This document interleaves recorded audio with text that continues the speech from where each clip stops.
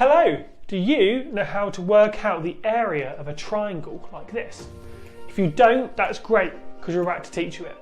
So, say if you had the measurements of this. You could have 10 centimetres, and this height could be, let's say, 5 centimetres.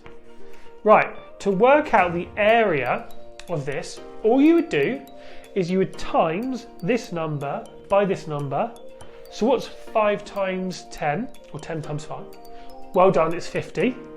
And then what you do is you divide that number by 2. So you half it. And that equals 25. Well done. Okay, but remember, it's not just 25. Because these have centimetres on them, it is going to be 25 centimetre squared. Always remember that squared, okay? So that is how you work out the area of a triangle. All right, use this information, play the next game, and we'll see you next one. Bye!